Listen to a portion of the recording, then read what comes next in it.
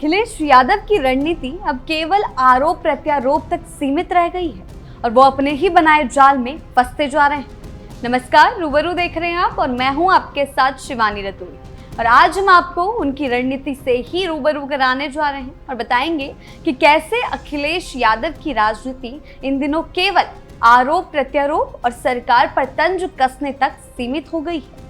वो न सिर्फ उनकी रणनीतिक कमजोरी को उजागर करता है बल्कि समाजवादी पार्टी की दिशा और नेतृत्व पर भी गंभीर सवाल खड़े करता है।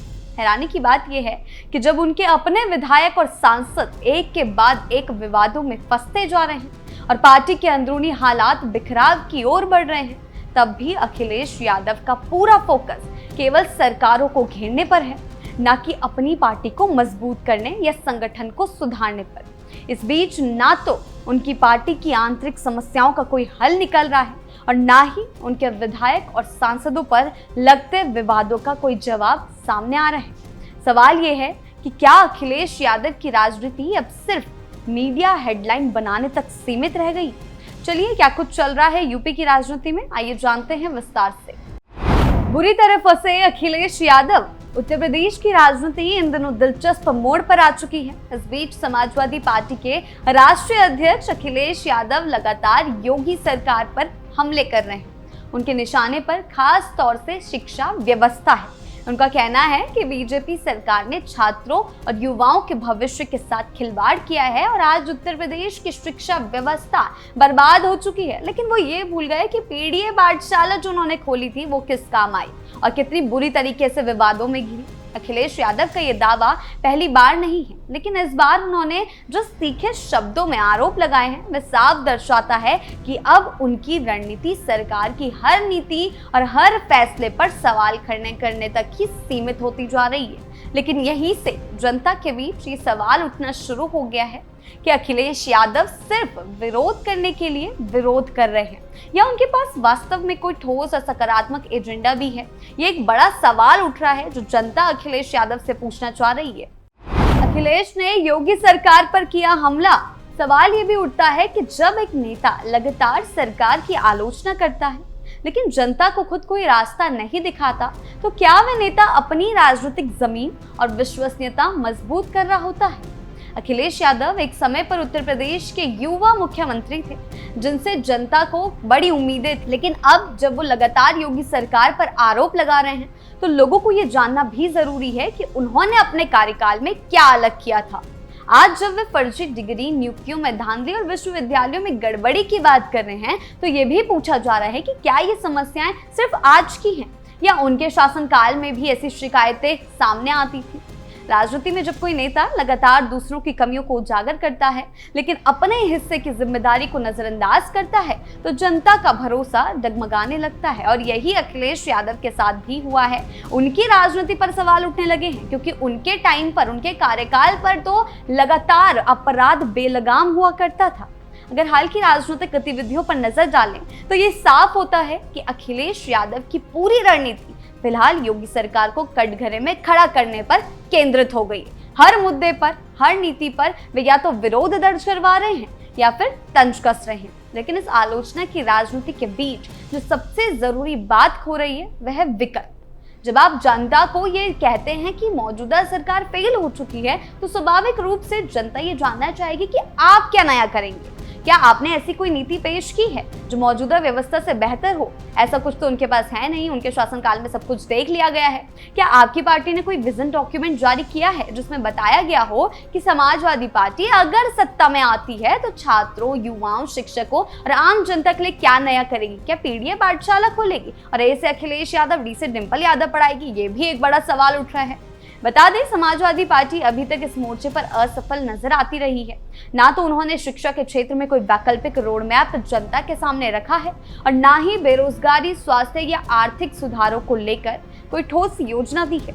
ऐसे में सिर्फ सरकार की निंदा करना जनता को अब राजनीतिक ड्रामा लगने लगा है।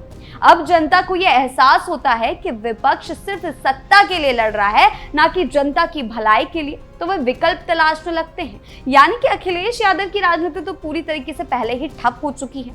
अब बात करें योगी आदित्यनाथ की सरकार की, तो पिछले 7 सालों में योगी सरकार ने कई मोर्चों पर काम करने की कोशिश की है और सफलता भी हासिल की है। खासकर कानून व्यवस्था, इंफ्रास्ट्रक्चर और सरकारी प्रक्रिया में पारदर्शिता को लेकर। शिक्षा के क्षेत्र में भी सरकार ने कई पहल की है, जैसे कि बेसिक शिक्षा में सुधार, डिजिटल क्लासरूम की शुरुआत, सरकारी स्कूलों में बेहतर सुविधाएं और शिक्षक नियुक्तियों को लेकर टेक्नोलॉजी आधारित प्रणाली। इसके अलावा स्कॉलरशिप वितरण को भी पारदर्शी बनाने के लिए ऑनलाइन सिस्टम लागू किया गया है। हालांकि ये भी देखा गया है कि पूरी तरह से सफलता अभी प्राप्त नहीं हुई है, लेकिन एक हद तक सब कुछ सही होता हुआ दिखाई दे रहा है पिछली सरकारों से, अखिलेश यादव की सरकार से। लेकिन ये कहना कि सरकार ने कुछ भी नहीं किया सही नहीं होगा। अगर हम पिछले शासनकाल से तुलना करें तो कम से कम इतना तो तय है कि अब भर्तियों में गड़बड़ी के मामले में खुलकर सामने आ रहे हैं और जांचें भी हो रही हैं। पहले ऐसी शिकायतें दबा दी जाती थी, लेकिन अब शिकंजा कसा जा रहा है हर उस अधिकारी पर जो भ्रष्टाचार या लापरवाही में लिप्त है। लेकिन अब कम से कम जांच की प्रक्रिया सक्रिय हुई है और यही वजह है कि आज यूनिवर्सिटियों में भ्रष्टाचार पर सरकार की नजर है। TIR जैसी नई प्रणालियों की बात हो रही है। सरकार उन अधिकारियों पर शिकंजा कसती है जो लापरवाही बरतते हैं या फिर भ्रष्टाचार में लिप्त होते हैं। लेकिन पहले के शासनकाल में, अखिलेश के शासनकाल में ऐसा कुछ भी नहीं देखा जाता था। आरोपों की राजनीति में घिरे सपा बाहुबली।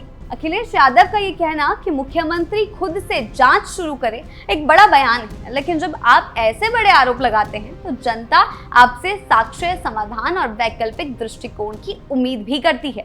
केवल आरोप लगाने से राजनीति नहीं चलती, खास तौर पर तब जब खुद अखिलेश यादव के कार्यकाल में भी विश्वविद्यालयों में धांधली, भर्ती में गड़बड़ी और शिक्षा में गिरावट की खबरें आती रही हो। यानी कि खुद के कार्यकाल में जो हुआ वो अखिलेश भूल गए और आज की सरकार पर तंज कस रहे हैं जो वो शिक्षा के क्षेत्र में बढ़ावा दे रही है, नई पहलें कर रही है, फिर भी वो सरकार को घेर रहे हैं। आज अगर वे कह रहे हैं कि विश्वविद्यालयों में नॉट फाउंड सूटेबल को पिछड़ा, दलित और अल्पसंख्यक उम्मीदवारों के खिलाफ हथियार की तरह इस्तेमाल किया जा रहा है। राजनीति में गंभीरता और जिम्मेदारी तभी दिखाई देती है जब आप सिर्फ समस्याओं की बात नहीं करते बल्कि उनके समाधान का भी हिस्सा बनते हैं। लेकिन अखिलेश के पास तो कुछ समाधान है नहीं, वो सबने उनके पुराने शासनकाल में देखा है। अगर आप सिर्फ ये कहते हैं कि बीजेपी गलत है तो जनता आपको गंभीरता से तो नहीं लेगी और यही समाजवादी पार्टी की सबसे बड़ी चुनौती बनती जा रही है, जो कि 2027 में भी उन पर भारी पड़ने वाली है। आज जब देश और राज्य तेजी से बदल रहे हैं, जब नई पीढ़ी पहले से ज्यादा जागरूक हो चुकी है, तो राजनीतिक दलों को भी खुद में बदलाव लाने की जरूरत है। केवल पुरानी राजनीतिक शैली से या केवल आलोचना से अब चुनाव नहीं जीते जा सकते। सिर्फ जनता ये उम्मीद नहीं करती है कि सरकार को घेरा जाए, खुद को एक मजबूत और भरोसेमंद विकल्प के रूप में पेश भी करना होता है। लेकिन अखिलेश यादव ऐसा कुछ कैसे ही कर पाएंगे? सिर्फ आरोपों की राजनीति करना जानते हैं और ये सब कुछ वो साबित कर रहे हैं। तो उन्हें सिर्फ योगी सरकार की आलोचना करने की बजाय अपने एजेंडे को स्पष्ट करना होगा। इस वक्त अगर वो सिर्फ आरोपों और बयानों तक सीमित रहेंगे तो जनता ये मान लेगी कि समाजवादी पार्टी केवल विरोध की राजनीति करती है, ना कि विकास की राजनीति, और जो कि उनके शासनकाल में भी देखने को नहीं मिली थी। इसलिए अब वक्त है कि अखिलेश यादव और उनकी टीम और पार्टी को आत्ममंथन करना होगा और अपने लिए नहीं बल्कि उत्तर प्रदेश के भविष्य के लिए एक एजेंडा पेश करना होगा, अगर वो चाहते हैं कि उन पर जनता विश्वास करे। हालांकि ऐसा कुछ भी होता दिखाई नहीं दे रहा है, वरना उनकी राजनीति सिर्फ आरोप प्रत्यारोप तक रह जाएगी। वैसे भी देखा गया है कि किस तरह से उनकी राजनीति सिर्फ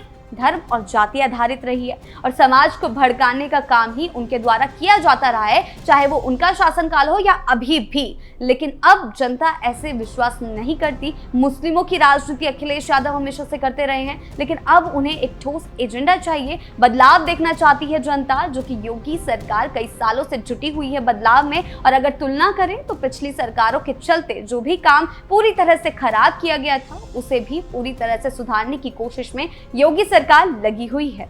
उत्तर प्रदेश की राजनीति में जिस तरह से अब समाजवादी पार्टी और विशेष रूप से अखिलेश यादव लगातार योगी सरकार पर तीखे हमले कर रहे हैं, उससे ये तो साफ हो जाता है कि विपक्ष अब पूरी तरह से चुनावी मोड में आ चुका है।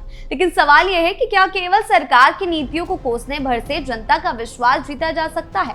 केवल धर्म और जाति की राजनीति से जनता का विश्वास जीतेंगे? राजनीति अब केवल आरोप प्रत्यारोप का खेल नहीं रही, यह विश्वास की लड़ाई है, जहां जनता हर नेता से सिर्फ सवाल नहीं बल्कि समाधान भी मांगती है। केवल ये कहना कि योगी सरकार ने सब बर्बाद कर दिया पर्याप्त नहीं है, क्योंकि क्योंकि देखा कुछ और ही जा रहा है। योगी सरकार ने नई नई पहले की हैं।